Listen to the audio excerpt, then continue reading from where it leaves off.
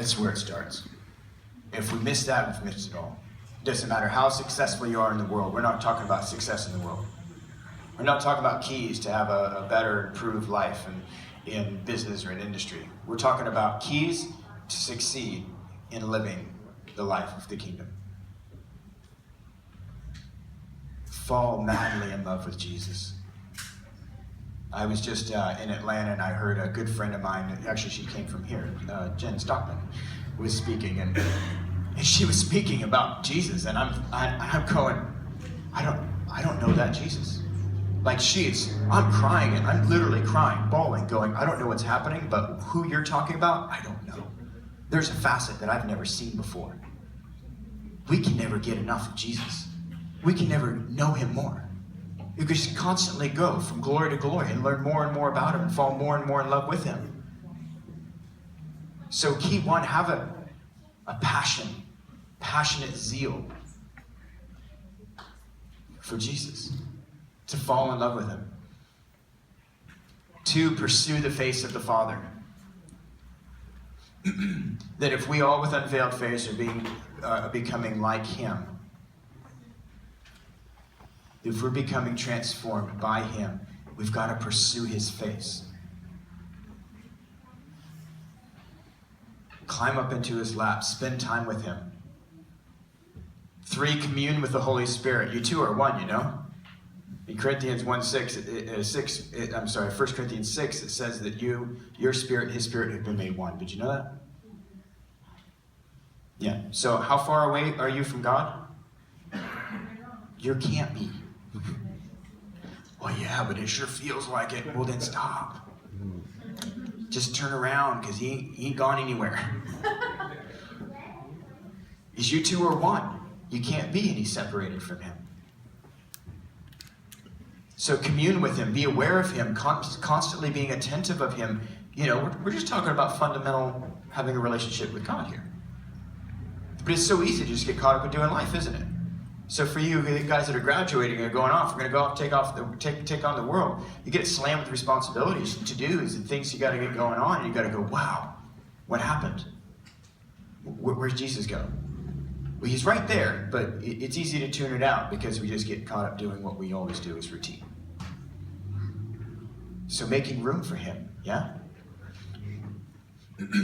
Pursue growth and settle for nothing less than glory to glory. It's your responsibility to grow. I've heard the statement often. It says, I'm just not getting fed. It's a powerless statement that doesn't line up with how you're made. It's your responsibility to feed yourself, not someone else's. Maybe when you were 9 months old. But none of us are there. Right? We've grown up and have learned how to care for ourselves and manage our own growth. Grow. Go from glory to glory. Pursue him. Pursue his face. You were born to grow from glory to glory, and he has more than equipped you with the capabilities to do so. Major key, find a church family. You cannot do life solo, you and Jesus. Wait a minute, I thought I could. No, you can't. You were made to be in a family. You were born that way. If you're outside the family, it gets a little dicey out there. Might just be you and Jesus, but man, if you look around, there might not be anybody following you. Oh, but we're taking over the world. That's scary to me.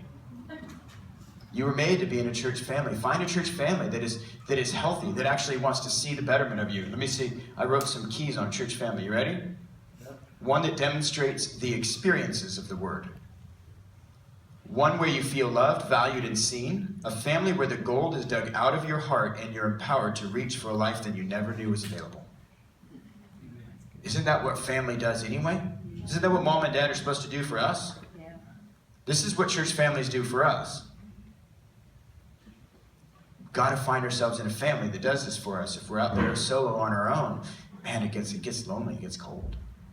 You weren't made to be alone. You were made to be a part of family. That's why he's father, as a son. He's got brothers and sisters. Look around.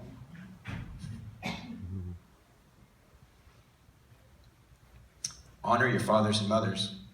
Find spiritual fathers and mothers and choose to trust them, value them, and draw from them.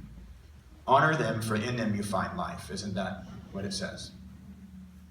Your spiritual mothers and fathers that have a bigger vision for your life than you do will dig out the gold in you, invest in you, position you, pour into you, walk with you through life, through ups and downs, and demonstrate and show to you a life that's available in the kingdom that would have never been available otherwise. It's an important key, yeah?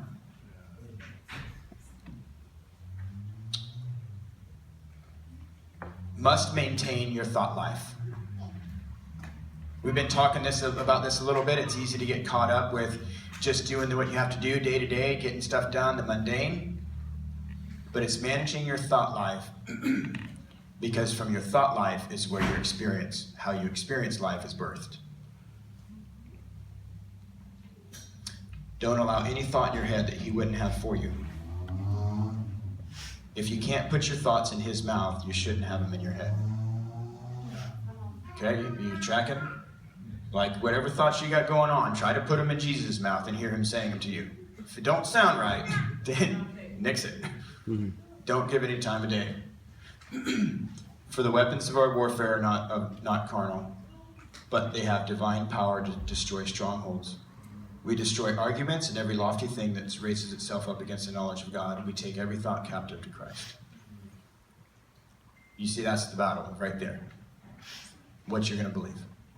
You tackle what you're going to believe. You start believing in who he says you are and what you're here for. The experience of your life is going to change drastically, but you still maintain a thought process that says you're stuck, can't get out of life. I've just got to play the cards that have been given to me. This is where I'm at in life, and God has me here, and it must be his will, and it's anything less than life abundantly. I'm sorry, it's a crock.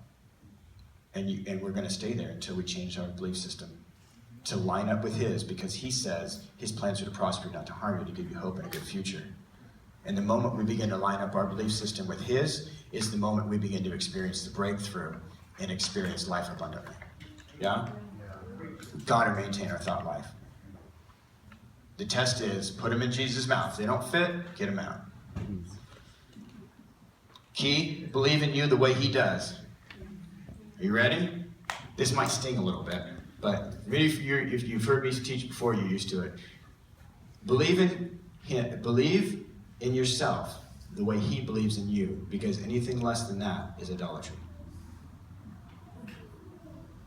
Because if anything less than what he says is you're saying, my belief system's better. When he says you're worthy and you go, no, I'm not worthy, you're saying you're better than him. You're saying my belief system's better than yours. And that's idolatry. It's putting something before him. Again, we've got to take it to the cross. We've got to take it to the obedience of Christ and go, look, if he says it, it's true. I don't care whether we get it or not, or feel like it or not, or whether we even at this point understand or believe it. But the moment he said it, I have to come into alignment with it, because it's true and there's grace on it to change my life.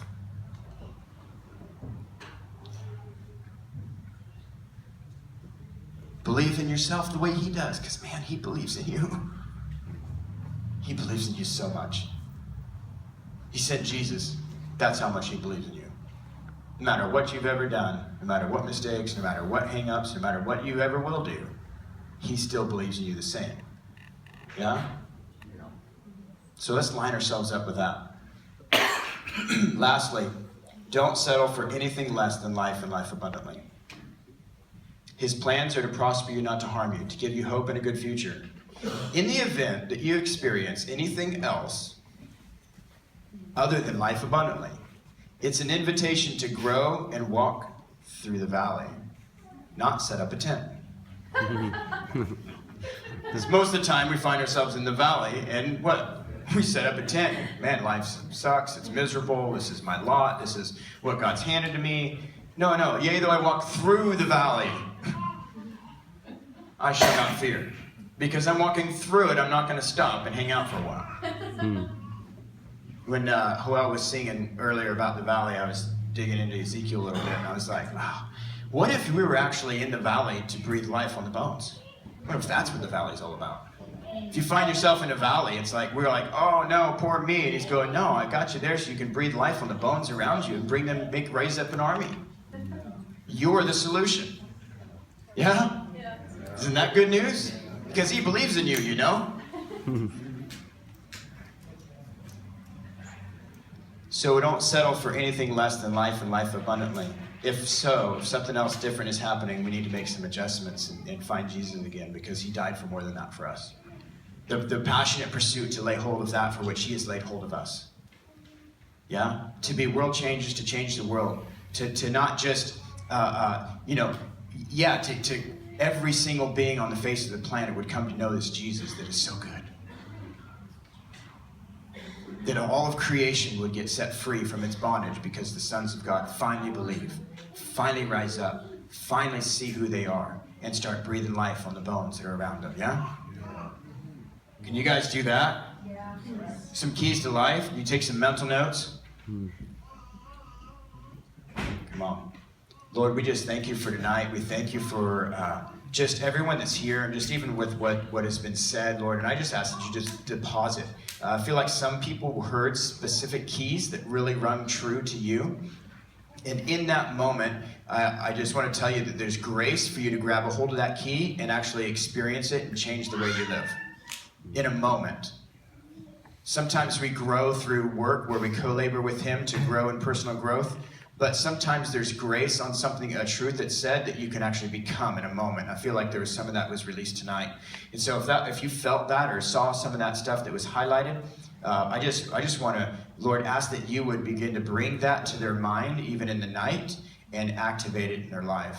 And we just release the grace to hear and to see and to experience you, Papa.